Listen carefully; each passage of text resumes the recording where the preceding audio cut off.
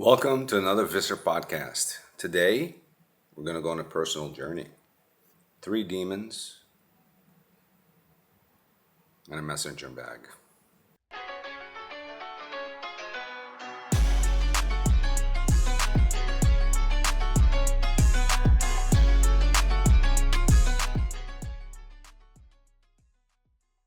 So, before I get into this, it's about my two kids, Kai and Savannah, and my mom, Salva.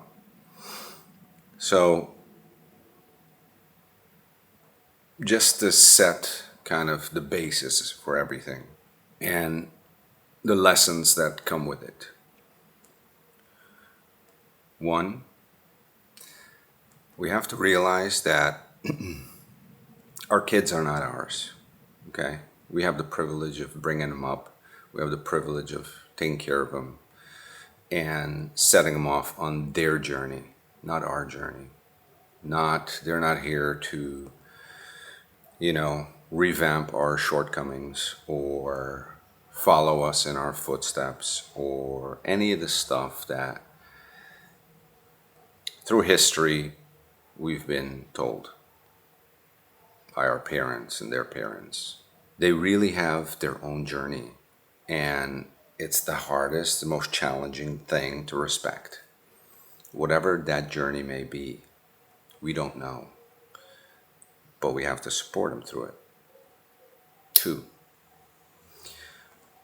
with enough meditation and self-reflection, we have to always stay open to what the universe is trying to tell us. And the universe speaks to every single one of us. So this is my journey. So I went to California to meet up with my nephew, his son, and a couple of real good friends, my younger tribe, to do a motorcycle ride through the California coastline, Highway 1. Visit places like Big Sur, Carmel, Monterey, all the way up to San Francisco, Silicon Valley. Amazing trip on a motorcycle or a car. I've done it many times, and this was their first time, so it was an amazing journey. I flew down to this. Once a year, I do one of these rides. And needless to say, the shenanigans that goes with one of these rides, the adventure, all guys, and it was fun. It was really fun. But before I left, I contacted my children who live in the United States and said, listen, why don't you meet up with me? I'll get your tickets, whatever. They didn't have time. They had their own jobs. My daughter has her own companies, different companies, so she's busy. And they couldn't make it out. So here we cue the song. And if you're about my age, you went to college, university, you know this song. And if you didn't, you probably know this song. Yeah. So I decided to extend my trip. I said, I'm going to visit my daughter. She's in San Diego. So I'm just going to, rent a car, drive over there, and be with her. Because I'm not traveling, 13, 14 hours and not seeing my kids. My son couldn't come up, begged him, tried different things, but I understand. He has work, and he's building his own life in New Orleans, so it's quite a bit away. When I left here, one of my friends asked me to pick up because I have a messenger bag for him, the one I had. So this was in my mind, playing in my mind. And in San Diego, I kind of looked around. I couldn't find it. But the story starts really with me joining my daughter to put up her kiosk or tent in the farmer's market in La Jolla, where I used to live when I was married to her mom, and she was just a baby.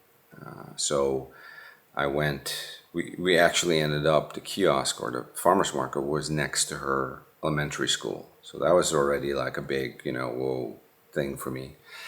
Kind of, okay, different. I go to San Diego, but I never go to the elementary school where she was going 26 years ago. Anyway, so we did the farmer's market and I helped her put up the tent, break down. At the end of it, we had to pack up and she had to bring the tent back to the owners. And so we drove up. I didn't know where we were going. We drove up in our Jeep and we end up going through this gated community where we used to live, which I haven't visited in all that time. So coming in there, I was really confronted with my daughter, my divorce at the time, and all the doubts that go through my mind. And so it was a very emotional journey for me. It was very self-reflective. And my daughter's doing fine. Everyone's doing great. None of that. But these are the things that play in our mind. And so we talked a bit about it, just a little bit. She's kind of like me, very silent about this kind of stuff. And it was just this thing of like, demon number one, right? Coming to me and just observing what my mind was doing. Now, I've told you two principles, but there's a third principle. And the third principle is this. There's things we know, right? I know how to ride a motorcycle, and I know that. There's things we know we don't know. So I know I don't know how to fly an airplane, right? So that's one of that categories. And then there's things that have a bigger influence on who we are. And that is things we don't know. These are things that are hidden in our brain, but that drives us.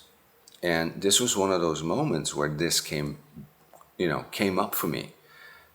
It was something I dealt with, something I, finished. I mean, we were good, but it tells me that it's still there. Those scars, the pain, the whole thing. And so really I had to confront it, and we have to confront our demons. This is the only way. The only way to get over them is through them. So I had to get through it. It was pretty amazing. So that was the first one. I get back to LA and I have to get this messenger back. So I'm looking online. I can't find it. The store I bought it at closed down.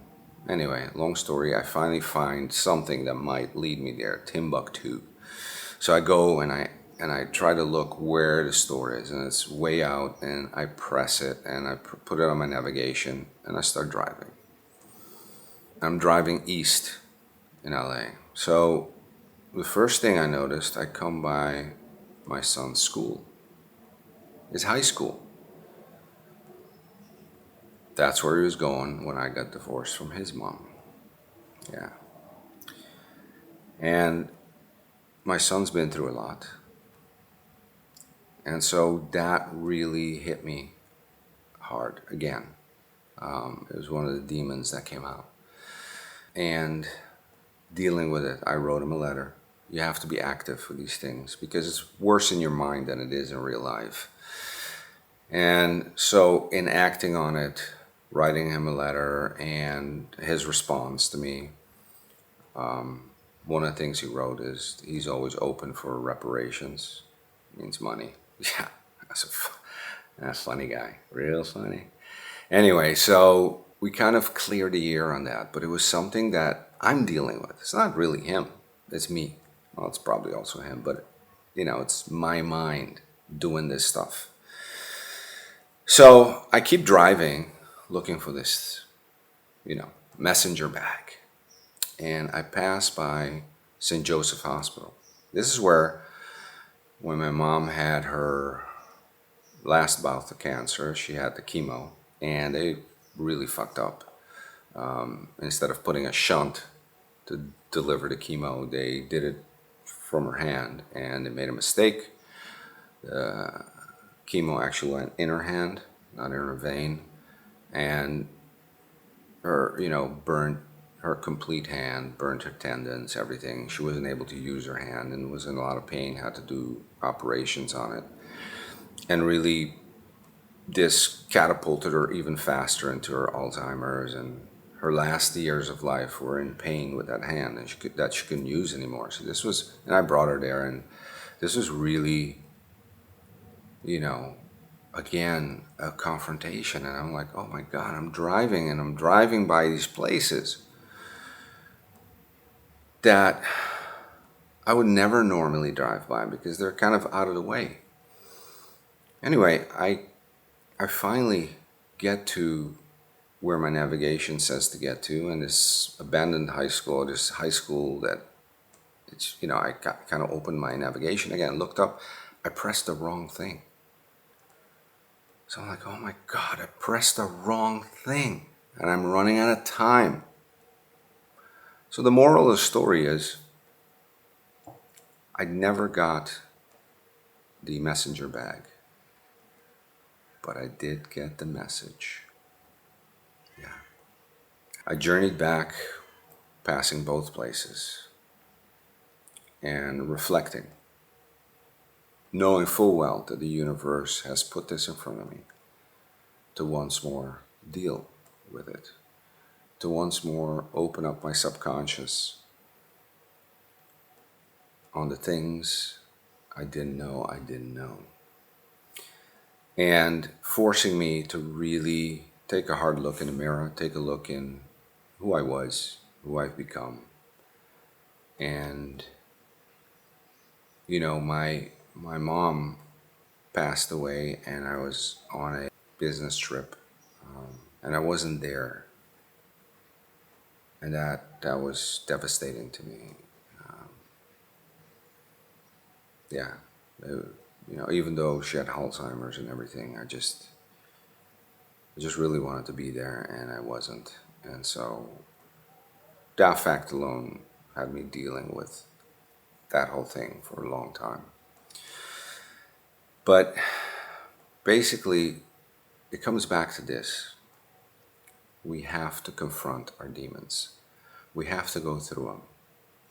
The universe will always give us signs. We have to be open to these signs. We have to be able to see them, self-reflect, and then throw these thoughts that our brain generates, because our brain loves to sabotage us.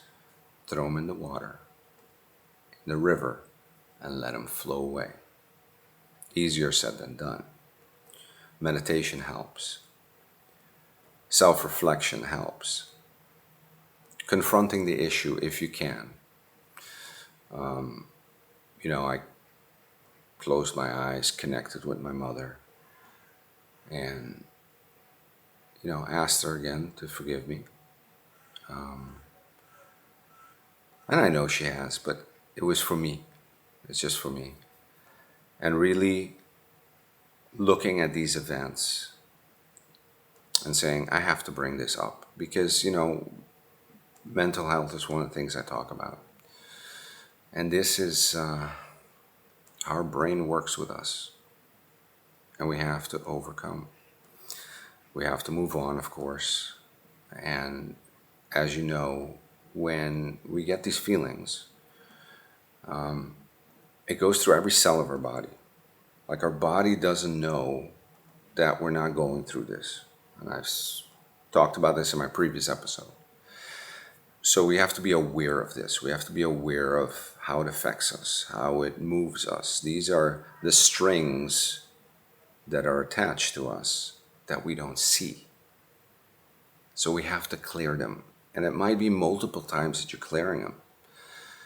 But you have to clear them. So you have to confront your demons. So be open to the universe.